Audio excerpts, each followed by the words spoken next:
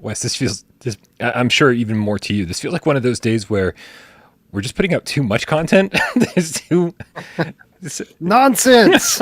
There's never too much VR content, especially PSVR content in 2022. We can't get enough. It's true. I don't know. There's got to be some of the people sitting out there right now going, "We've already seen these guys today. This might be enough. We'll have too much." For example, Looper the Underground Game Cat with the $5 donation says, Ryan Paul says that the VR world is missing a cooking sword fighting game. But Brian, Zenith exists. Holy shit! We already have a cooking sword fighting game. That's amazing. We need more Zenith in our life. Yeah. You think so? I mean, it's getting a free PSVR2 upgrade, Wes. A free one. Take that, Polyarch. Take that and shove it up your tiny little mouse hole. Oh, shots fired. Yeah, it's gonna be a crazy episode. I am hungry and I'm tired. So let's fucking do it, man. You ready? Good. Yep. As ready as I'm going to be. Let's go. Let's go.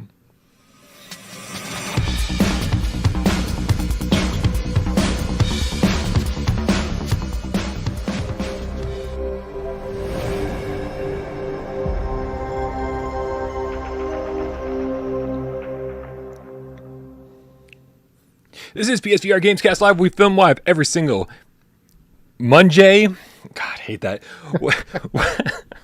Wes, they demanded it, Wes. They demanded it. It wasn't good enough to have a Westness Day and a Two Wise Friday. No, we needed a Mon-J. Every West Day and Two Wise Friday right here on YouTube, 6 p.m. Eastern. We do it live, 6 p.m. Eastern. I already said that, for your viewing pleasure. But if you know what? If you don't like looking at our faces and looking at our faces, I can understand why. We get this thing up on podcast services of your choice. Yes, including Spotify. Thanks to our good friend Jay Meow for your, say it with me, everybody, oral pleasure. I love mispronouncing that word ever so slightly. I don't know. Is that mispronounced? Oral or oral? It'd be like oral versus oral. You know what? Maybe if we don't talk about it, it'd be funnier. I think we should probably not overanalyze here, Brian. Probably a good idea. Yeah, my name is Brian Paul from this channel right here, PSVR Without Parole. And this gentleman to my right for the second time today, it's Wes Dillon from Virtual Strangers. What's up, Brian? What's up? Game Cat's deja vu, Brian. It's like Groundhog's Day over here. Like father, like son. It is, and you're just going to have to stay right there while I fix the logo. The logo is really small, and now... By the way, kudos on the new logo. I think it's pretty sweet. I've been wondering to myself, when's Brian going to update the logo? Question answered. The only time anything gets done around here, Wes, is when someone else does it. So, thank you, Matt Ferguson, for pulling my weight. Shout out Matt Ferguson. Very impressed, man. Very happy. You know what else I'm impressed with? This isn't a Virtual Strangers joke, I swear. I'm impressed that more people got PSVR2 pre-orders in today. Wes, this is crazy. We knew that, or was it yesterday? Was it yesterday, the 6th, the 7th? I don't fucking know, man. All these days keep running together. Both. Yeah? Both, I think. Yeah. We knew a new PSVR2 pre-order event would be happening, but I was skeptical. On Monday's show, I was like, dude, I'm real skeptical because no emails have gone out. No one's gotten a new invitation. What the hell's happening? And then I wake up yesterday or today or however time works, and there was, just a slew of people all saying, "Oh, I got my email," and I went and I pre-ordered, and it seems like it's yeah. See, Niles Ryan in the chat. A lot of people got an invitation, but it does seem like a lot of people don't need an invitation. You can just go over to direct.playstation.com and just order it. And if you did that, please let me know in the chat so we can so we can see like what's going on with that, man. Because you can only order one per account, and so I can't tell from my account what's going on. Have you heard any more information on that, Wes? Yep. I can tell that they are still live. They are still in stock because I am logged in to my one account that didn't get the invite the first time, and I can order them on there right now. So Pre-orders are open from now until February. I did get the email, the second wave of emails. I think they're a farce, though, man. I don't think that they're actually invitations. I think that it's the same. It's the equivalent of like email notifications that you get any other kind of promo. And I think anybody that wants to go sign in can, in North America at least, can get one right now. And what this tells me, Brian, is that retail partners must be right around the corner. Ooh. They're trying to get in everybody right now. So I'd say but before the end of the year, maybe even, we'll see Amazon and Walmart and Best Buy and everyone with the pre-order. Listen, all I'm going to say, this won't be the only thing I'm going to say because we still have like another hour to fill. But all I'm going to say regarding this is that if you have not gotten your pre-order in and you wait to get your pre-order in until after Sony begins their marketing, and then all the scalpers get out there and buy them all up, I'm really not going to feel bad for you. You've had your chance. You have your chance now. Do it or don't. I don't care what you do, but I'm just not going to feel bad for you if you don't do it now. That's all. It's a good point, Brian. And I saw someone on the Discord say this earlier. Like, a lot of people have been critical of this approach. It obviously is very clunky and not the best from a marketing perspective, but no one can say that Sony hasn't taken care of the PSVR faithful and that we didn't get our chance to get our headsets before the scalpers got them. Everyone has had their chance now. So, as weird as it's been this time around, it's been effective. What's your background? My background is Everslot. I think it's Everslot. Did I change it? No, it's Everslot. Although I'm very blue. Do I look blue on your screen? If I was green, I would die. You do look a little blue. Do you need some snuggles? Yeah, I didn't. Snuggles. Logitech. Snuggles make me less blue. I'm always down for snuggles, but the Logitech auto white balance is just garbage. So let's fix that. Fix that shit. Yeah. AJ was blue Monday, but we snuggled him up and fixed him. Fixed him up before the show. Glad to hear it. Yeah. All right. While Wes is taking care of his blue levels, PSVR Underground with the $5 tip. What's up, AJ? I'm sorry, Mon-J. I guess they start calling AJ Mon-J from now on. That'll fix you guys. It's like, you wanted it, you got it. He says this stream is sponsored by PSVR Underground and beanies. I don't think that's how this works. I mean, I guess technically it's also sponsored by Looper. It's sponsored by anybody who's tipping. So thank you for all sponsoring the show. All right, man. Well, congratulations to everybody who got their pre-orders in. And so hopefully there's nobody left in the chat. Maybe it would be smarter for me not to say who got their pre-orders in today. Maybe smarter for me to say who's still unable to pre-order, who's gone to direct.playstation.com and still can't. I want to see your chats, your messages in the chat. Somebody help Agent Jack Bauer out there. Seems like he needs some help. This is not directly related to PSVR2, Wes, but I don't know if you saw it. There was a Firesprite studio profile on the PlayStation YouTube channel today, and they talked about their pedigree a little bit, without naming names and without naming games. They did infer that there were certainly people on the team who had been in the industry for a long time. They also talked a little bit about the Persistence and Call of the Mountain. Did you get a chance to watch this? Yeah, a little bit of it. I didn't glean a whole lot of information from it, but it sounded like a whole lot of we're really glad to be part of the team now and to have such what if digital could help your organization change the world? And it's true. Publicis sapient. I've just recently kind of learned about Firesprite's pedigree with regard to PlayStation. I really didn't know that they had been around as long as they have making games for PlayStation. It's actually pretty impressive. Yeah, a lot of their, a big chunk of their studio was actually former Psygnosis employees. If you guys remember Psygnosis, they were, the Destruction Derby people. Destruction Derby 2 was amazing. The Wipeout people. But I remember Psygnosis going back as far as like Sega Genesis. So they've been around for quite a while making pretty cool games. Yeah, I don't know where that sound came from. Sorry, you guys. One of the very many mysteries of Gamescast Live is sometimes where website noise comes from. Imaginator with the $10 tip says, that recent upload broadcast got me all the more excited about PlayStation VR2. All these other platform games are quickly looking like the Nintendo DS of VR, while PSVR2 is truly the place for next-gen VR. Imaginator, I feel like we've been saying this for almost 2 years now, saying that as great as Quest was, kind of bringing different options and lowering the friction to VR, it wasn't doing anything as far as pushing AAA and getting more immersive graphics and more immersive environments to the gamer. And so this, to me, because I think PC VR is very, very fringe VR. It's a very small market, and so I think this is the first time consumer VR is going to be really, really pushed forward since really, in my book, the PSVR1 came out. Wes, you're a PC gamer, you're a Quest gamer, you're a PSVR gamer. You're more well-rounded than I am. Would you agree with that statement, or am I fucking out of my mind? I would absolutely agree with it, and just as much as this is kind of a continuation for what Sony started with PSVR1, it's just maybe even more so a continuation of what the Oculus founders started, because the vision that we have for the future of VR gaming right now, our future that we're hopeful that we get, this is what the plan originally was before Meta changed the game up on everybody. But in the early days, Oculus was funding high-end VR games for PC.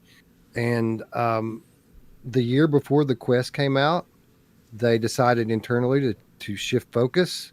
And basically what was left of the original Oculus founders left at that point because they didn't believe in what Meta was doing. And we've since found out what they were doing, and that is taking a step back in terms of the quality of the experiences in order to make VR accessible for the masses, which I've said many times, a necessary evil and saved VR in many ways. Mm-hmm.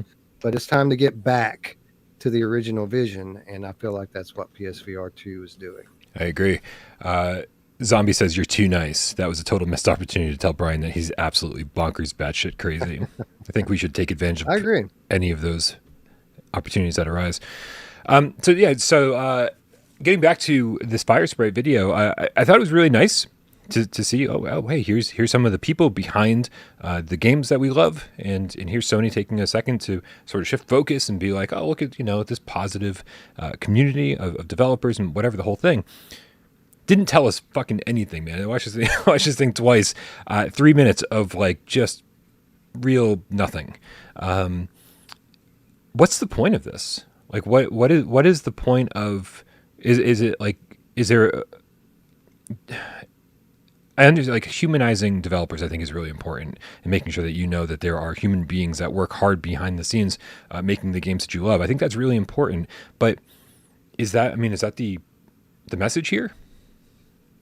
Well, I mean, I guess we should start with the caveat that obviously this is speculation on our part. But if I break it down into logic, and I see that there's a 2-minute commercial for Firesprite Games on the PlayStation YouTube channel, then 1 + 1's 2. Like they're promoting Firesprite. They want to raise the profile of that studio. Were there any of the other studios recently that have been focused on like this? Not to my knowledge. So this could be the first of many that we see, potentially. That's possible. Yep. Or it's possible that they have big plans for Firesprite going forward, and they think that Firesprite should be held in a higher regard, like some of their other more higher profile studios. We already know that Firesprite are in tight with Guerrilla Games and Sony London, which are a couple of the bigger studios within the PlayStation stable, if you will. Mm-hmm. And we also know that former Guerrilla Games head Herman Holst is the head of Sony PlayStation Studios right now. So I just look at this as a promotional push for that studio, and I would expect lots of big announcements coming out of that camp over the next couple of years. I agree. Also, thank you. Orseek beat me to the punch. There is a reason for this. Orseek says because it was just the Firesprite's milestone anniversary. They're celebrating 10 years as, I believe, Firesprite. So I wonder how... I wonder what Firesprite did as Firesprite before the Persistence, because I can't say I can think of any title that they made. It'd be easy to figure out, but I think mysteries are more fun. So let's leave it at that. Yeah, I don't know what they put their name on. You mentioned a couple of things earlier. I'm pretty sure they worked on the Playroom. Is that right? They worked on the Playroom for PS4? Yep. Yeah. Good call. So guys, if you don't know already, we should probably mention this. These conversations happen 24/7 over on a little place called Discord, and you can join our Discord by clicking the link in the description below. It's completely free to join, hang out, have fun, shoot the shit. It's good times. But it's also the best way to get your question read on the show. There's a channel over there called Viewer Takeover, and you can put your questions in there, and, well, we'll probably read some of them on the air, just like we're going to do right now with Slay-Fi GameCat Henry. I swear to God, if you don't change that to Slay Ride GameCat Henry, we're going to have words. He writes, #Viewer Takeover.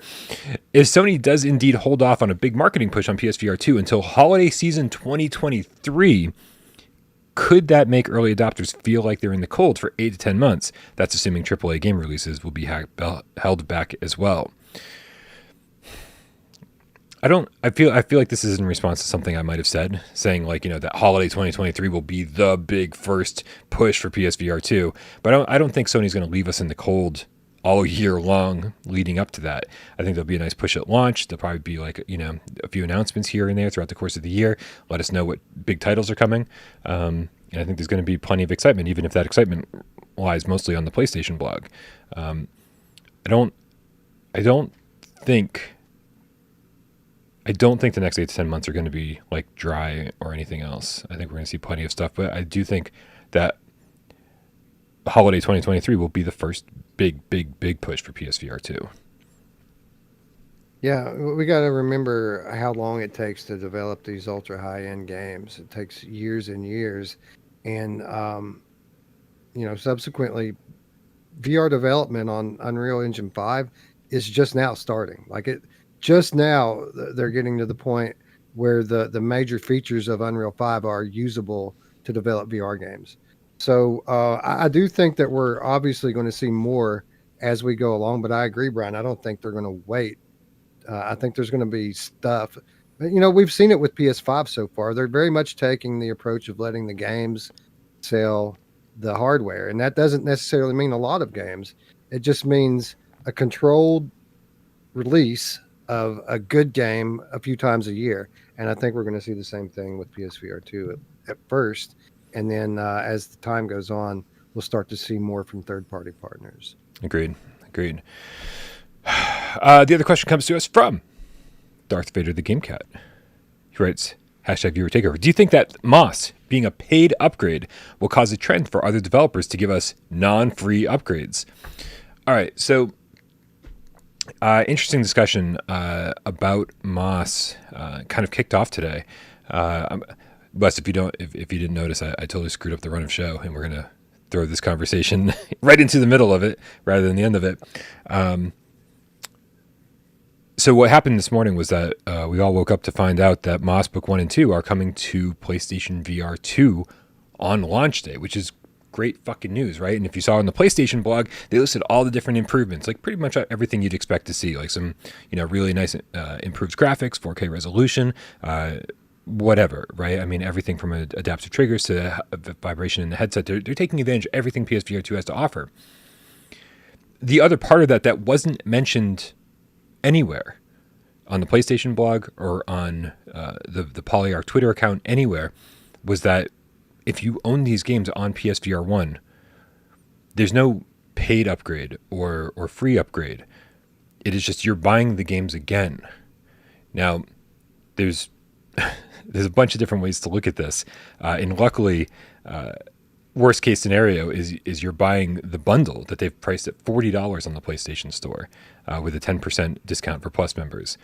So $36 for both games. And I guess, in all fairness, that's cheaper than Moss Book 2 even ever was, at launch, at least. So they're at least giving us a good deal on games if you have to rebuy them. But Wes, what's your takeaway from this, man? Like, I think your initial reaction of kind of like frustration, irritation, was that's how I felt. Did you feel the same way? It's opening an old wound for me, and I'll get to that. But I want to preface this with a few things, because I love Parole. I love their games. I love the people there. I'm one of the few people who suggested that people go buy this game for $40, being Moss 2. I think that it's a $40 game and that it's worth it all day long. I've also long been a proponent of devs getting their money, and we need to pay more for games. We need to be willing to pay more for games. With that said, I just don't understand this, man. And it doesn't surprise me, because they did the same exact thing when Oculus Quest came out. They did not support cross-buy for the people who had already bought Moss on Oculus Rift. And I thought it was a stupid decision then. I think it's a stupid decision now. And that is, granted, $40 for both. That's an amazing price. People who don't have them, congratulations. And by the way, people who said, I'm waiting to buy Moss Book 2, kudos to you. That was a great call. It looks wonderful today, because now you're going to get the best version. But I don't understand this, Brian, because I can confidently say that most people, the vast majority of people that have already bought this game on PSVR, are not going to buy it again. It is a single player, story driven game that doesn't have a whole lot of replayability. Given the features, the new features are going to be cool, and I look forward to playing it again to experience those features. Yeah. Nobody's going to pay for this twice. And at that, I mean, maybe we're wrong, but the consensus seems to be right now that they didn't sell many of these on PSVR 1 to begin with. So it really seems like they're nickel and diming a handful of faithful fans that went ahead and got this on a last gen platform. And I don't think that the black eye this gives them is worth the 10 sales that we're going to get from people that buy it twice. Yep. Like nobody's going to pay for it again. And I don't blame them. I really don't understand this, and I think it's dumb. Well, I think what you brought up was extremely important, and that's that Moss Book 2 sold reportedly anywhere from a few hundred copies on PSVR2 to possibly a few thousand copies. Whatever the case, it super undersold what they expected, and so you're really screwing over the few people that gave you $40, and then on top of that, they reduced the price to $30 after a short amount of time. And so so the people who supported you the most not only got screwed out of their $10 before the discount, but they're getting screwed out of the fact that they supported you on day one, and now they're getting that was it. Like now you're saying, hey, you supported us, now buy our game again. The other part of that is that Moss Book 1 sold amazingly well, right? We know that Polyarch has said that they've sold more than 1 million copies of Moss. Now, we don't know how that divides up between the different platforms. I'm sure a ton of those were on Quest, in Quest 2. But you got to figure that there's quite a few people who bought this game on PlayStation VR 1, who's like one of the better sellers for a long time. So you can't, say being like, okay, well, you should reward the people who gave you the money for Moss Book 2, and then when it comes to Moss Book 1, well, that's a whole lot of people to suddenly reward in the same way that you would want to reward the people who actually bought Moss Book 2. And on top of it, Wes, this is really interesting. I'd forgotten about this till Jay Meow reminded me of it earlier today. There was that whole Play at Home initiative at the beginning of 2021 that Sony unveiled. It was like they just gave out like 9 free games or something, and Moss Book 1 was one of them. You didn't have to have Plus. You just had to own a PlayStation to click on it and add it to your library. So millions of people probably got Moss Book 1 for free. No charge at all to the consumer. Now, is it fair for those people who got Moss Book 1 for free, completely for free, not even paying for Plus, to also get now this PlayStation VR 2 upgrade without any cost at all? No, I understand that, and I would actually completely understand if they use that as their reasoning for not supporting a free upgrade for the first game, right? Yep. Make people buy the second or the first game again. But I don't understand it for their recent release that just came out this past year. It makes no sense. I understand why they did it. They put a lot of work into these new versions. They want to be compensated for that work. I just think it's short-sighted from a marketing standpoint. I don't think this is how you get compensated for it. Again, people aren't going to buy them again. But what you're doing by limiting, sales to new players only is you're making the player pool smaller. That's less word of mouth, and you get this big black eye as you're one of a handful of games that is actually making people pay for the upgrade. It just doesn't make sense to me. Now I would be, maybe we're just wrong, and maybe they have stats on how many people bought Moss 1 on Oculus Rift, went on to buy it again on Quest. But I got to imagine that it wasn't many, man, honestly. Yeah. Bearded Power 666 in the chat. And by the way, I've been reading your comments all day from everybody. I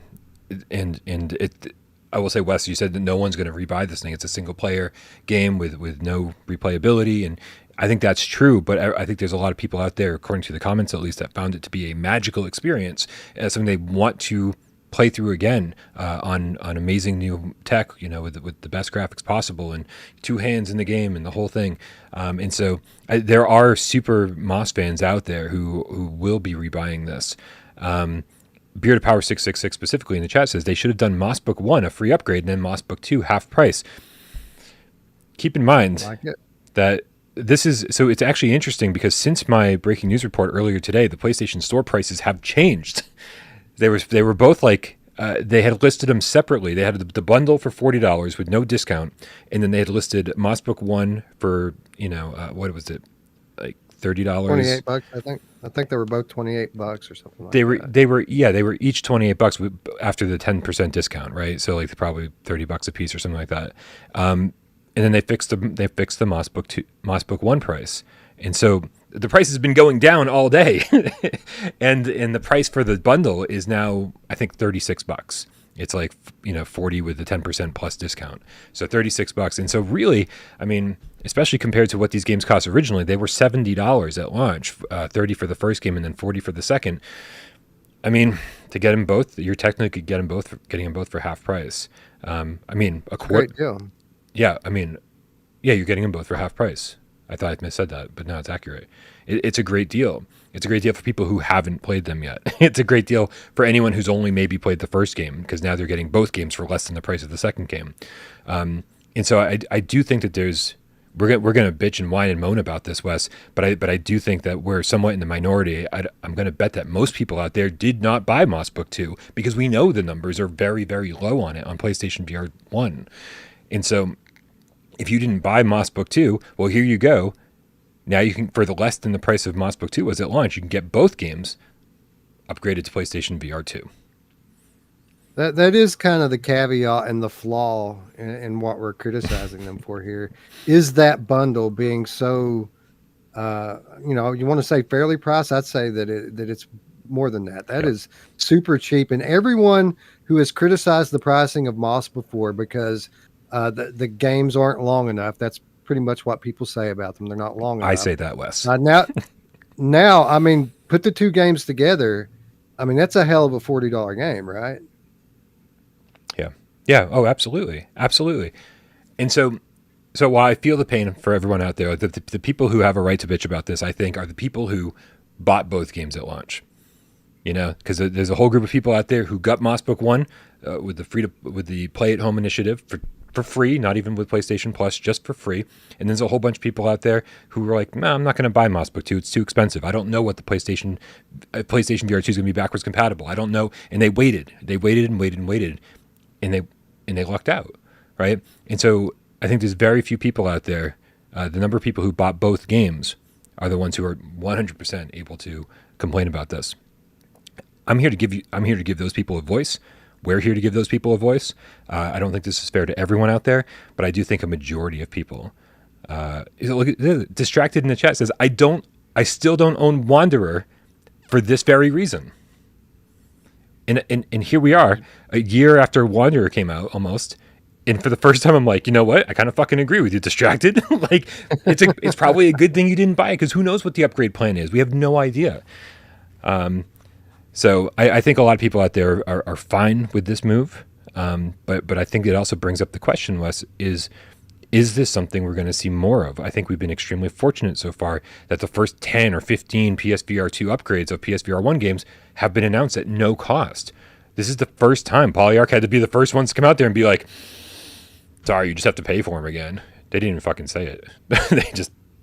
Well, a couple of things here. Yeah. First of all, we need to remember that it's not all black and white. There is a gray area here. And imagine how different the narrative would be right now if they said, hey, if you already own the game, 20% discount for you. I mean, that's a little bit of money in the big picture, but a whole new story behind this. Secondly, I mean, how strong must these guys be sticking to their guns? Vertigo Games, who has notoriously overpriced their games and gouged people, not consumer friendly at all, they buckled under the pressure of the question, will your upgrade be free? And within a day, they collapsed. And yes, you guys can have it. It's all yours. Not Polyarc, though, bro. Not Polyarc. But to answer your question, there will be more. I don't think that it's going to be the norm. If the Oculus Quest launches any kind of indicator, it should be something like 80 to 90% of the upgrades will be free. Yeah. But there are going to be a few Mosses, a few super hots that make people buy the game all over again. And we just need to be ready for that. And we need to remember that that's not Sony's fault. That's on the devs. Yep. And let them hear about it, but with your dollars. Genetic Blasphemy, the Elemental Game Cat with a $2 tip, asks, does Sony charge the devs to offer free upgrades? No, it's as simple as you think it is on the PlayStation Store. There are no charges when no charges incur. If Sony takes 30% of every sale on the PlayStation Store, end of story. And if Polyarc wanted to get out there and say, here's our game and we don't want to charge people who already own it, this is just a free upgrade, then Sony would not take any money for any of the free upgrades. They would still only take 30% of the people who pay money, 30% of whatever that cost is. It's as simple as it sounds. There's no hidden cost. And we talked to plenty of developers who have told us this is how it works, and it's really fucking simple. Like, it is really, really easy to offer next-gen upgrades for your game at cost, at no cost, however you fucking want to do it. So, there's no conspiracy here. Shame. And what a shame that we got amazing news today. Like, these are among the best games in VR with legit next-gen features that we've never seen in these games before. And the narrative is all about what the games cost. We've spent 10 minutes now or more talking about the price tag, and we haven't mentioned any of the new features. And again, this is all on them. You know, they make us do this, Brian. Why do they make us do this? I don't know, man. I don't know why they make us do this. It's really sad. But you know what? I don't know. I told you, I'm tired and I'm hungry. I'm angry. Congrats to the people who waited. I was wrong and you were right, and you're going to get the best version of the game at half price. Yep. And I'm going to add this. Shades of Grey Matter is like, I'm not so sure about that, Brian. Okay, you just please send me a link once you have confirmation. I'm like, once you know, send me a link, and I will send you a link in response. The other thing about this, Wes, it does kind of relate to the thing you just said. The thing you just said was that there's so much good stuff to say about Moss Book 1 and 2. There's so many great improvements coming to PSVR 2's versions of these games. I just want to make it very clear. I would rather have every single game out there come to PSVR 2 and be paid than to lose any game in the process. Every single developer out there who's like, well, we can't do this. We can't make our game PSVR 2 compatible if that means that we have to, not charge anybody that we've already charged before. Dude, I'd rather have these games here, especially at a great discounted price, than not get them at all. I think this is an amazing set of games to have on PlayStation VR 2. I'm incredibly happy that they're coming over. Yes, it sucks for a few people who are going to have to rebuy one or the other, but I'm just happy they made it over. That's the most important thing to me. Yeah. And I'm looking forward to doing this. We had the Polyarc devs on. The only camera and microphone interview we've ever done on Virtual Strangers was with Chris Alderson and Doug Burton from Polyart Games. Doug Burton being one of the lead game designers behind Moss Book 2. And we talked to him about the possibilities of PlayStation VR2, and you could see it. You could legitimately see the excitement for having new tools to work with. And in a game like this, the way the puzzles work in a game like Moss, having this whole new tactile ability and eye tracking, these are amazing tools for expert game devs to use in puzzle design. And it's going to mean a lot more depth. Well, it's going to mean a little more depth for Moss Book 2, but it's going to mean a lot more for Moss Book 3 when it gets here. That's going to be incredible because it's going to be built from the ground up with these features in mind. Yeah, agreed. I think this also would have been easier for a lot of people to swallow if they just called them, like director's cuts or something like that, like new content, right? Like, are there some new scenes, or is there something new to discover? But by all reports, these are going to be straight ports with nice PSVR2 enhancements. These are absolutely ports, so keep that in mind. That's it. So in other words, we just came at this from 7 different directions, and I'm walking away exactly feeling the way I woke up this morning, which is very conflicted, but very happy that these games are coming. So we need a new frog level. We need the frog guy to pop back up and say, "Hey, here's a whole other chapter for you after the fact." Right? We need was it the Twilight Garden? Is that what that was? So good. Yeah. Really good stuff. It was great and seamless too. Seemed like it was always meant to be there. That's right. Hey Wes, did you happen to watch, switching topics seamlessly, the Upload VR Winter Showcase today with me? Even possibly? No, I just pretended. I wasn't paying any attention. You're joking. I'm not. Like it was a tough watch, man. It was a tough watch. But it's always good to see whenever anybody highlights new VR games, whenever anybody spends some time and focuses on the VR industry, it's a good day. Despite the fact that there might not have been too many bangers, it was still good that somebody's focusing on it. And that said, we can extract a few key titles from this. I think we're going to start off with Survival Nation that got announced. This is, I believe, was a Quest 2 game, and it looks like a Quest 2 game. But it also got announced for PSVR2 coming early next year. I'm just going to bring that up real quick. I was so confused by this trailer that it didn't dawn on me that I had seen this game before. I'd seen some stuff in the previous days. Really? About this game, like screenshots, nothing like substantial. But I just thought it was a survival game. I didn't know it was a zombie game, and that was very much kind of the feeling I had when I watched the trailer. Like, oh, it's a fishing game. Oh, wait, it's not just a fishing game. It's a hunting game. Oh, wait, what? There's zombies? That's kind of my feeling about this. And to be quite honest, I probably should watch that trailer again because I was in such a disoriented state as I was watching it the first time. I really don't know what to think about it. Yeah, I've actually got it playing full screen here, so you guys can kind of check this out as we discuss it. Here, let's get Wes to fit a little bit more into this box. I feel like this must be the template for Mon-J. I'm all screwed up here. Can't keep me in your tiny box, Brian. I won't be held now. All right. Well, you do you. While I read the description of the Survival Nations, an open world online RPG survival game designed for VR. In this game, you will kill hundreds of zombies. I'm not satisfied, Wes. If you're not killing hundreds of thousands of zombies, then there's just not enough. I'm coming off of Days Gone, dude. Days Gone, where you kill hundreds of zombies in seconds. Acquire weapons, learn new skills, craft, explore the world, complete quests, and most importantly, fight for survival. I don't know if you noticed, there were a few they padded the bullet points there.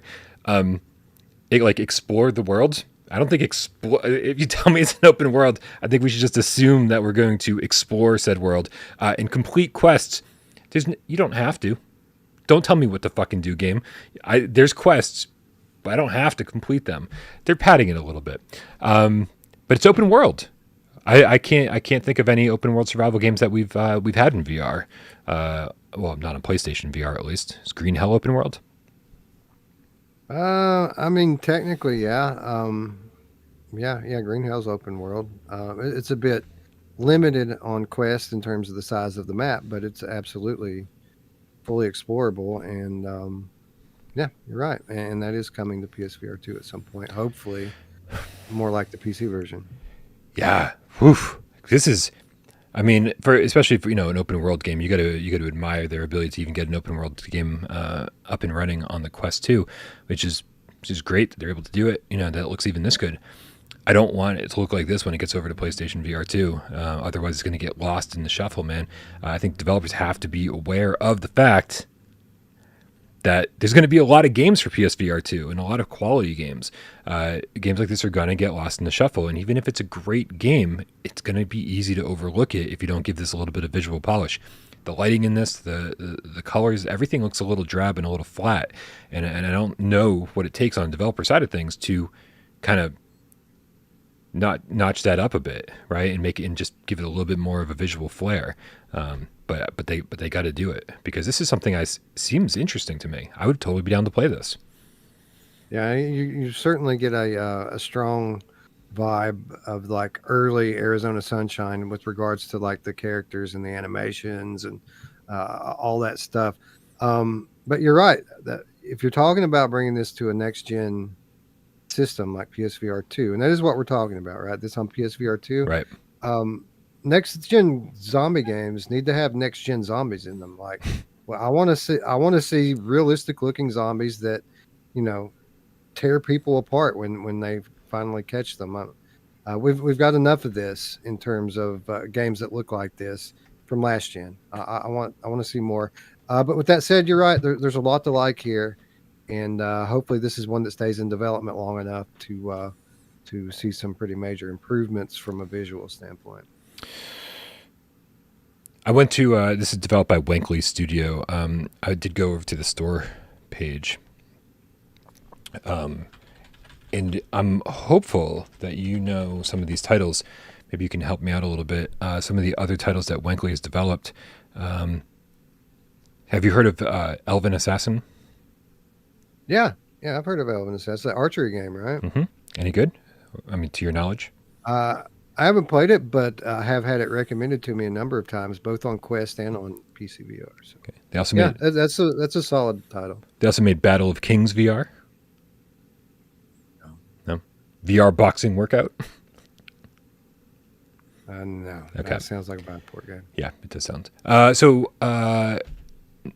You say it sounds like a Viveport game, and I say yeah, like I have any idea why that would. I'd understand why that would be a Viveport game, but I don't.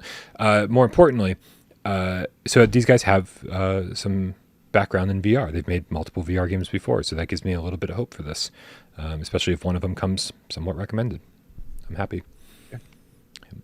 Another game that got shown off today, Wes, that I want to focus on was Across the Valley, which I think immediately, even the name of the game, will bring to mind Stardew Valley for anybody who's played that. Nice little farming life type sim. Let me get that up and running here on the screen for you guys. The big shock with this one, Brian, is that when I saw the trailer, I said, okay, another Quest port. Mm-hmm. They didn't mention anything about Quest support for this game, and that scares me. Yeah. Why does it scare you? Because look at it, man. It's Tomato Picker VR, and it's cartoony. They're not even realistic looking tomatoes. It's like you could squeeze ketchup from them instead of juice. Yeah, I will say that. Okay, well, I've always kind of like wanted a Stardew Valley game in VR, right? Because Stardew Valley seems like my kind of game, something I could plug away at a little bit every day, and really just sink 100 hours in over the course of the year. And the description actually sounds good. It says, on your farm, there's something to do every day. Give your plants and animals plenty of love and care. They'll reward you with a bountiful harvest. You can use your profits to expand your farm. Instead of clicking around in menus, you care for the animals and plants with your own hands. Instead of looking at your farm from up above, they're obviously calling out Stardew Valley here, saying you're right in the middle of it, which is nice. If they can mimic the gameplay of Stardew Valley even a little bit, they could have a winner. And then I looked up the developer, Fusion Play. I think you're ahead of me on this one.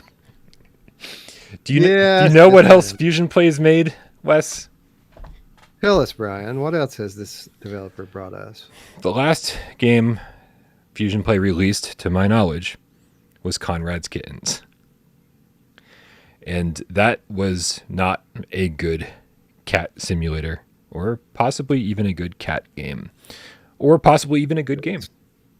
It's no cat lateral damage, Brian. Well, geez, I love cat lateral damage on the flat screen. We should never discuss the VR version of cat lateral damage, which was cute but terrible. Love having gigantic cat paws, Wes. Why can't I just be a cat in VR with gigantic cat paws? Even Good Dog, Bad Dog had move support. No big cat paws. Dog paws. You know what I'm trying to say. Well, what we need is for the Baby Hands developer to make a game called Cat Paws. And you get to be a cat. Just like you want, your dream. Chicken Waffle, are you listening? Like, seriously. That would be, I mean, really, why was that not the original point of Baby Hand? I don't know, man. I don't know. So not terribly promising, I guess, is the answer here. I think it's a great idea. I think that somebody should make a Stardew Valley game in VR. I could sink hundreds of hours into it. I don't think this is going to be it. I've never played Stardew Valley, and you know, maybe this game turns out to be fun, and maybe that one was too. But when I look at this and it says, "Give your plants and animals plenty of love and care, they'll reward you with the bountiful harvest." I am from Eastern Kentucky, Brian. Grew up here. Do you know what we call this here? We call it, when I was growing up, we called this chores. Like, this is what I did to earn a few dollars on the weekend to go get a soda pop and a bag of chips. Like, I don't want to do work in VR. I don't want to work at restaurants because I've spent a good portion of my life doing that. Mm-hmm. And I don't want to work on a farm because I spent the beginning of my life doing that. But I think you and I are in a similar boat, Wes. I've never worked on a farm. To me, it's interesting, at least. As long as there's no actual physical labor involved, I could do it virtually. But yeah, man, I've worked in restaurants most of my life, and I know the stress of bartending and waiting tables, and I don't want to do that virtually. I hated Bartender VR Simulator for plenty of better reasons than the fact that it stressed me out. But Counterfight and VR the Diner Duo, Star Tenders, I mean, you name it, man. Any game where there's like some time limit involved and you have to fucking, make a sandwich or make a burger or make a drink and then hand it to the customer. Yeah, I don't need that in my life. Where's our VR serving game that's like realistic? So when you get an asshole customer, which most customers are cool as long as you give them good service, but every now and then you'll get an entitled asshole, and disgusting things happen to these people's food, and it's hilarious because you just go back to the back and you tell people, all right, this lady's a bitch. Yep. Sorry that you have to cook their food again because it's a little bit different than what they were expecting. I've seen some disgusting things, Brian, that I don't even feel comfortable talking about. Yep. But I'm sure you know what I'm talking about, yep. Right? Dude, I've worked in all kinds of restaurants, and here's a spoiler for all of y'all who think that there's some kind of difference between, the common everyday cheap restaurants you go to in the high class shit. Here's the difference. Nothing. There's absolutely no fucking difference between the two. In fact, I would say that the safety standards and in the regulations in the cheaper restaurants are more strictly regulated than the fine dining restaurants. Because fine dining is like that shit is just like, usually mom and pop stores and stuff. No one's checking on that shit, really. Gotta let you know. I just don't fucking eat at restaurants, man. I'm gonna tell you, just don't do it. No. Don't eat at restaurants. That's the best advice you can give anyone. Yeah, and everybody thinks their restaurant's different. It's not. I fucking promise you. My favorite restaurant would never. No, they fucking do. I kid you not. And I'm sorry to be the bearer. I was gonna say bad news. It's the truth. These kids that work in these places, they don't give a shit about their job or about your food. It's funny to them to fuck with your food. It's a joke. Yeah. And that goes for everywhere. Like we've all eaten the worst kinds of things, Brian. I know it. I know it. Yeah. Yep. Good thing. It's a lot of people in the chat are like, nope, Never seen it. Oh, They wouldn't you happen. people wouldn't believe it. Yep. You people wouldn't believe it if I told you what I've seen. You would not believe it. Same. And I do pride myself for the most part being a really, really good employee who would never do that kind of stuff. But man, I had some really hungover days in Tennessee where I don't know, man. I just went along for the ride, and I just was like, "Fuck you! This is how it's going down." I do consider myself I was one of the good ones, and even the good ones, man, have their bad days. That's right. It's a stressful job. Yeah, it is. It's incredibly stressful. You have no idea. Speaking of stressful, let's talk about Stride for a second. Obviously, there was no news about PlayStation VR regarding Stride today when it came to the Upload VR showcase, but we did see footage of the campaign, the long-awaited single player campaign that Joyway's been talking about for years now, I think, right? Yeah, it's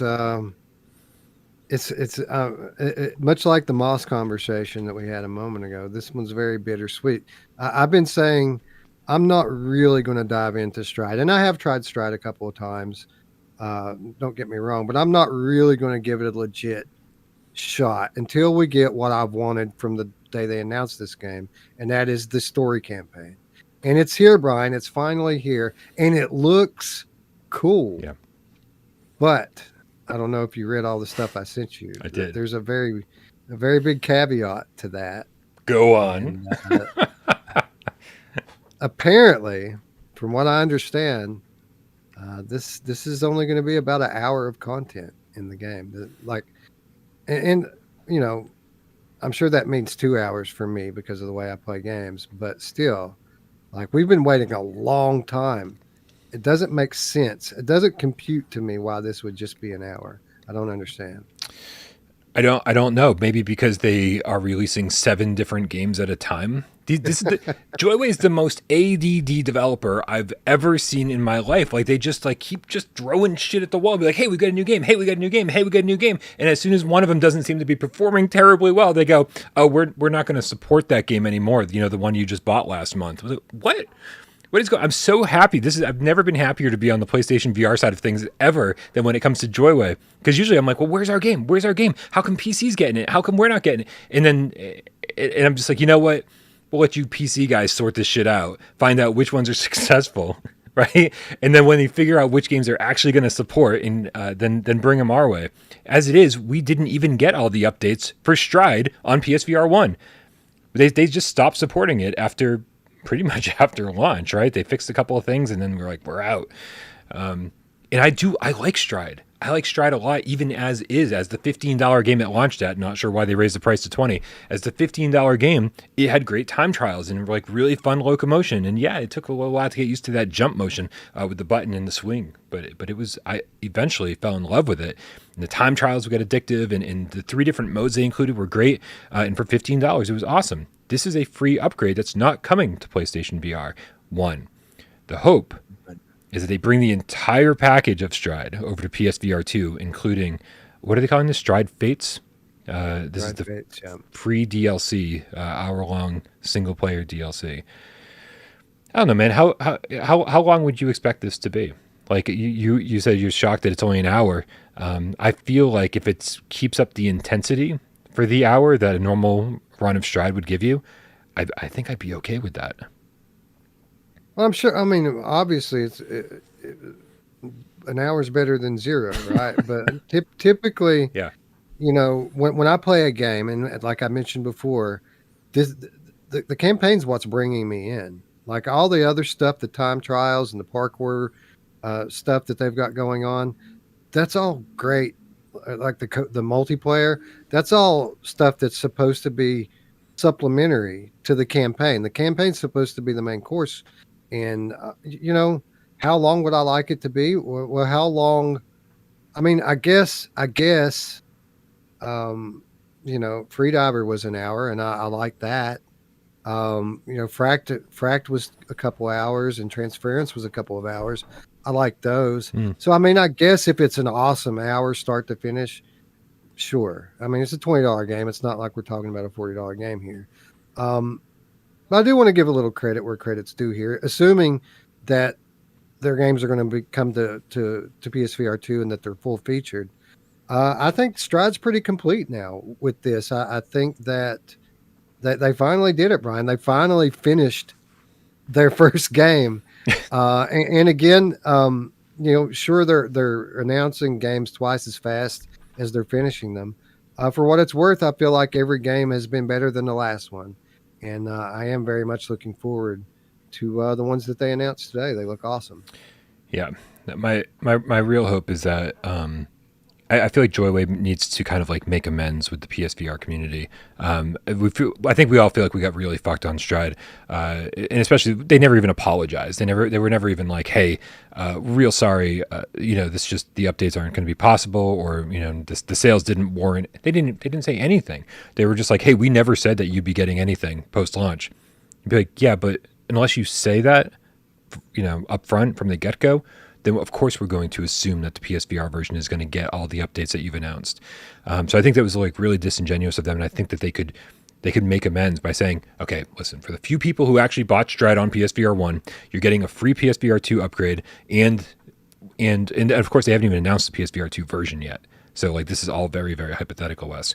But being able to say, hey, we have a PSVR 2 version. It's going to be the complete one with all the time trials and all the extra stuff that you guys didn't get. The multiplayer modes that are incoming.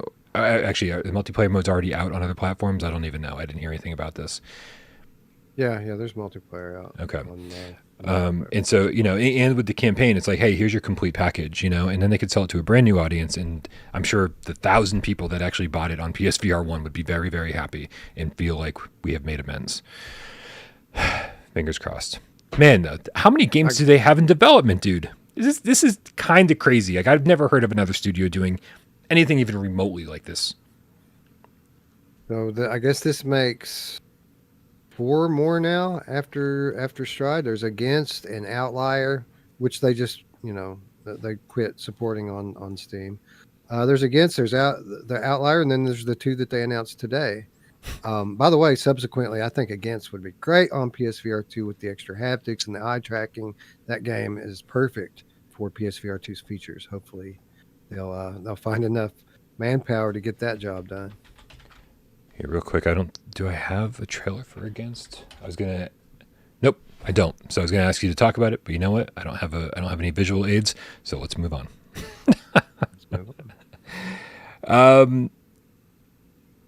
I'm looking through our run of show, man. I think we have covered. Oh my God, Brian, we did it. We did it. Holy shit. Yeah, well, we're not out of the woods yet. We still have 20 questions. Guys, thank you so much for hanging out. It is time to play PSVR 20 questions. Wes and I have never finished a show this early. And before the show, we were like, we could really use a shorter show today. So apologize to anybody who needed this for a 2-hour plus drive.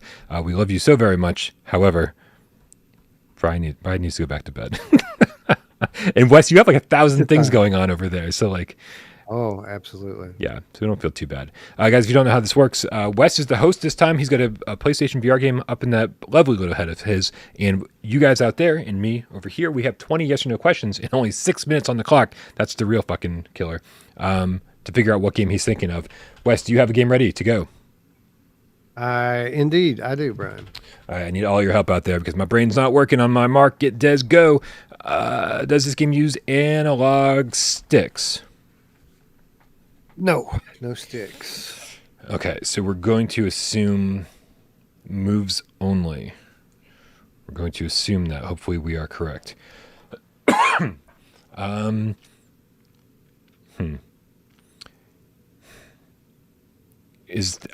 Would you consider, are there any puzzles in this game? I changed that 3 times. Puzzles. I don't think so, man. I wouldn't consider this to be a puzzle game, no. Okay. I mean, maybe there's some like small puzzle elements, but it's not a puzzle game. Okay.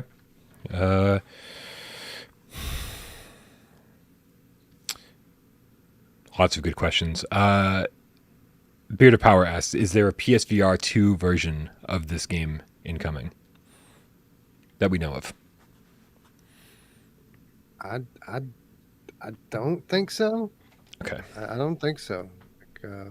I'd be surprised if there wasn't one, but I don't think it's been a pretty big hint. mentioned so far. All right. Okay, come on. Is this I'm going to go with Mike Kelly's VR's question. Is this a PSVR exclusive? And by let's what I'm going to say, is it a PlayStation exclusive? So there could be a flat screen version. No, not a PlayStation. No, not exclusive to PlayStation. Okay. Does it have a flat screen version? Can you play it on the flat screen? No, you can't. I don't think. Okay. We know a lot of things that this game isn't. Five questions. Okay, not a puzzle game, you guys. No word on PSVR2. Not a PlayStation exclusive. And you cannot play it on the flat screen. The only thing we know is that there's move support. Has this developer made other PSVR games? I don't think so. Subsequently, I just asked Google if this is coming to PSVR 2, and of course, I see no evidence of that. But I also see people also ask, is PSVR 2 real? I saw that the other day. I was like, boy, Sony, you really got to amp up your marketing when people don't even know if the product you're selling in 2 months is real. Oh, okay. Beard of Power. I'm going to go with your question again. Is this based on any kind of known IP? No. Oh, man, we are in so much trouble right now. Ian Marsh, I'm going to adjust your question. Is this would this have been in the conversation when it came to our top 50 debate? Yes. Oh.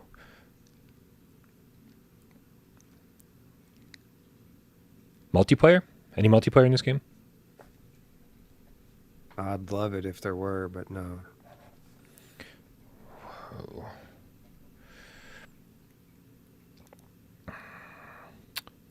Is it first person? I'm asking Shapeshifter's question. Yeah, it is. Okay, first person, a top 50, and only moves. Oh boy. I think, is that 10? I think that's 10. 1, 2, 3, 4, 5, 6, 7, 8, 9, 10. Yes, indeed.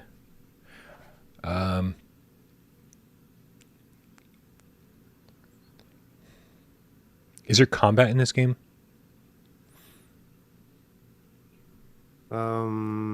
Yes. Is it melee combat? You want an extra clue? I just found something out that I didn't know. I don't think so. Not yet. Hold on to it because I might need it later. There is indeed melee combat. Okay. We're running out of melee combat is. Oh, Dan Kiefer, good question. Shit. I'm just gonna ask your question. Is it on rails? No, not on rails. Damn.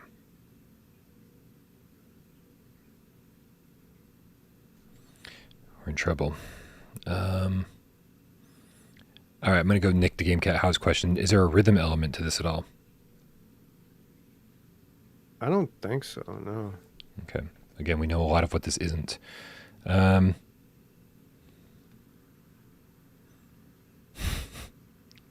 Bob Zarkov. Good question. It's got combat and melee combat. We can't assume that this is everybody's golf. Is it arena combat? Ask Beard of Power. Arena combat? No arena combat. All right, so that gets rid of a few things there. Do you play as a human? You do, and I think that's 15. Okay, so there's no golem, you guys. I guess technically he plays a human and golem, but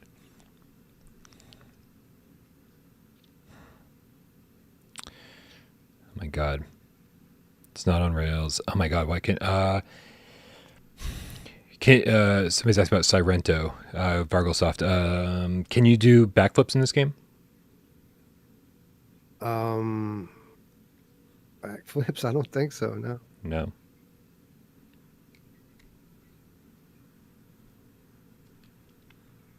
Crap.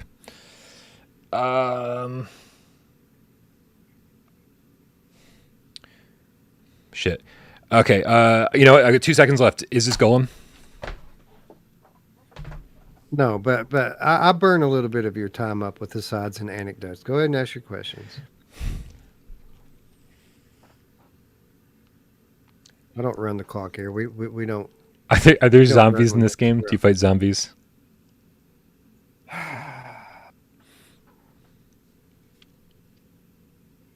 Technically, no. I mean, there's certainly some undead creatures in the game, but no, I don't think there's any zombies that I saw. Why isn't this?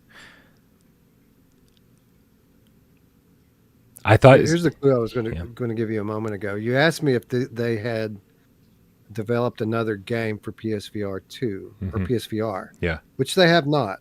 But there is another game that they have developed on PlayStation that is on the Oculus Rift and is fully playable in VR, only on Oculus, not on Steam, not on Switch or PlayStation, but you can play it in VR on Oculus. I think you've got weird. I think you've got everybody stumped in the chat. What the?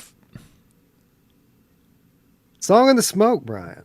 Song in the Smoke is my game. What? How did I not get Song in the Smoke? Oh my god. Oh my god. Moves only, top 50 for sure. First person, combat, melee. All of this is very true. No puzzles. No announcement for PSVR 2, as you said, but definitely should. No rhythm elements. Not a PlayStation exclusive. Not playable on the flat screen. They haven't made other PSVR games. Holy shitballs, dude. It would be great in multiplayer. It's not on rails. Yeah, no, you did not AJ the fuck out of this at all. You killed it.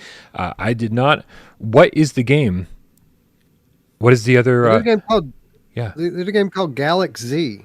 Galaxy Z. It's like an old arcade style game. Yeah, I've played Galaxy.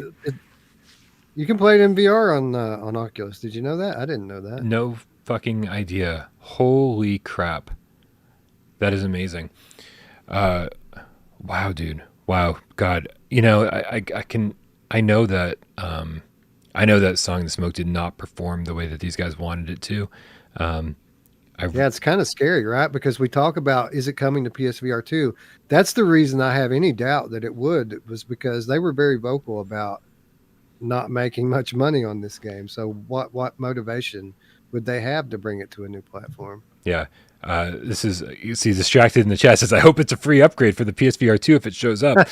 Like, honestly, this is one of the many games that if it comes to PSVR 2, I'm just going to be fucking happy that it made it over because it's so in doubt. So I don't know, man. I don't know. I would love to. I'd love to dive deep into that. I'm gonna message them tonight and see what I can find out. Drop them some clues, man. Tell them that we want advanced haptics, that we want to use. You know, there's a lot of breakables in this game that wear out and break over time. Yeah. Perfect for adaptive triggers. Like everything can be very tactile and very much enhanced. I'm not going to tell them how to make their game less. I'm just going to tell them that there's a big desire in the PSVR community to be able to keep playing this game next gen. Yeah. Absolutely. Yeah. And I'll tell them to change the name. That's what I'll do. I'll tell them to change the name to Survival VR or Savage VR, and I'll be like, and maybe it'll sell this time. Songs in the Smoke. Oh, it's the sequel. More than one song in Songs in the Smokes. Sounds like a documentary about my time in college. This is why we get along so well, Wes. Both awful human beings when all is said and done. Well, thank you so much for hanging out with me. Excuse me, I don't know what that was. That didn't go well. Twice today. You got twice the West for half the price. This is your free PSVR 2 upgrade right here. West Day triple header. That's right. We're just now getting past halftime, and see you guys later. Those of you who don't sleep, we'll be back again. That's right, man. Let us know what's you've got all sorts of stuff going on. Virtual Strangers. I know you're a busy boy today. What's happening over on that other channel tonight? Our last regular episode of the year. What? And we're gonna kick it off. We're gonna kick it off or say goodbye on a high note. We're going all high end VR tonight. We're going to start off by talking about hubris, which is the topic of the day, and then we're going to end the episode with a real time review of Lawn. So are these games just all shine and no substance? We're going to find out together tonight. I'm so excited. I'm really. Those are. I'm not even blowing bong in the smoke. Bong in the smoke. That's fucking perfect. Nick the Game Cat. How love it. those are two VR games I'm very, very curious about. And having heard all the kind of all over the place reactions to Hubris today, very curious to tune in and see what you guys have to say. Although I'll probably be tuning in tomorrow. So I apologize in advance for not showing up. That just isn't something I'm capable of. We go on at 1 a.m. So like I don't fault anyone who catches the replay. Yeah, you get the UK who's like waking up like if they work at a bakery. Like that is your target demographic. British bakers. Yeah. But Paradise Decay, he typically starts the episode with us and then has to take his children to school. And then he comes back and ends the episode with us. Yeah. It's good. You're part of somebody's day, man. You're part of somebody's day. It's awesome. So if you guys don't subscribe to Virtual Strangers, make sure you click the link in the description below and join Wes and his friends over there where they talk about not just PlayStation VR and PlayStation VR2, but all VR, the way it should be. We've been doing it wrong over here for 6 years, and for that, I apologize. Wes, it is time to get out of here. Thank you, everybody, for hanging out with us all day today. It's been a blast. Appreciate everybody who supports the channel on patreon.com/withoutprogames. Thank you to everybody who sits in the chat and helps me out with 20 questions, tips during the show. All of the moderators who keep everything civil. You might not know they're there, but they are. So watch your fucking back. Also, Jamie out for uploading this thing on podcast services of your choice, and Sci-Fi GameCat Henry, who puts timestamps in. Insane. It's a job you couldn't pay me enough to do. He does it for free. Thank you very much. And of course, everybody who sat back and watched the show and didn't say a goddamn word. We know you're out there and we love you just as much.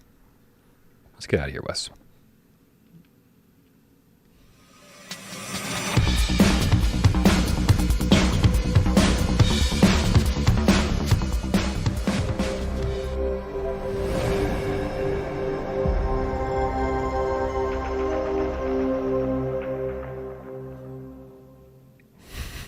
Dude, like how long has it been since Song in the Smoke came out? Like that's the first time I've seen anybody make that joke, bong in the smoke. It's like that definitely describes our college days, I think. It fits, right? It does. It does. Dude, I was in the elevator the other day and some guy, okay, well, I guess you can't just walk into my building. Like you just can't. Like that's not how this, apartment living works. You need some kind of access. And so some guy was struggling to get into the building. And finally I was like, dude, like I was waiting for pizza to be delivered. And I was like, do you need to get in? Like he had a suitcase and stuff. Like he was traveling. And I was like, do you need to get in? He's like, yeah. He's like, there's an Airbnb here. I was like, no, there's not. I was like, you are in the middle of the ghetto, sir. Do you know where you are? He goes, yeah. He's like, I rented out the apartment on the 16th floor, and it's this. And I was like, you're kidding me. Some tenant here is renting out their unit as an Airbnb and didn't give the guy any information about how to access the building. And so I let him in, and I bring him up to his floor and make sure everything's legit. And he pulls out, and he's telling me what he's doing in town. He's like, doing this promotion work for this company. And he goes, do you smoke? And I was just about to say no. And then I realized if I say yes, he's going to give me something. And so I say yes. And he takes he goes into his bag, and he's got all this promo stuff in his bag. And he's flipping through trying to figure out what he should give me. And he gives me this little container full of, like, I kid you not, some of the fucking greatest weed I've ever seen in my life. Like, wow. Yeah, oh man, like the little orange hairs and everything. And I just the second you open up the little container, like it just waft through the entire elevator. I was like, oh my god, this is fucking great. I can't wait to smoke this. It's and I don't really smoke anymore, man. Like I pothead days are way behind me. It just gives me panic attacks.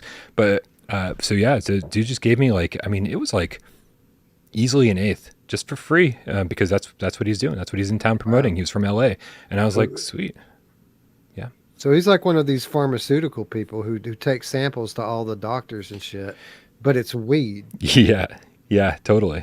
So that's awesome. Now I know what I always wondered what my calling was and what I should be, what I should do. Now I know. That's what I need to do. Everybody in the chat is like cheering me on. They're like, yes. Brian. First of all, how crazy is it that this guy's staying in an apartment that is being subbed out by one of the tenants in your building? Right. I mean, that's pretty sketchy. That's sketchy, man. I don't know that I could walk into that situation confidently, But this guy, he don't care. Him and his briefcase full of weed. Yep. He'll go anywhere with a couch. Absolutely. Yeah. He seemed like a professional. Like he was well dressed and like, he seemed like he had money. And so he was only in town for one night. He only needed the apartment for one night. And so he probably just like grabbed whatever he could find. And he did not luck out at all. So I think he's still trying to be getting to the building if I didn't help him out. But yeah, if you guys are on Discord, I'll post the picture. I sent a picture of the weed to my boyfriend. It just to be like, hey, I got us weed. And he was like, dude, I have weed all the fucking time. What's your problem? He's like, you don't even smoke. And I was like, but I'm going to, because it looks so good. But I'll post a picture of what he gave me, in the Ask Brian channel for anyone on Discord. But just hit it one time, Brian. What? One time. When you finally do decide to smoke it, all you gotta do is hit it once. I, like you, don't smoke anymore. Mm-hmm. So my tolerance is 0, and I can tell you from experience, 1 is enough. Today's weed, so much better than our weed was. I know, man. I know. I know I'm not going to have to hit it more than once. I haven't gotten high in so long. Not on weed, at least. So, all right. That was it. That was our post GamesCast conversation. Good night, everybody. We love you.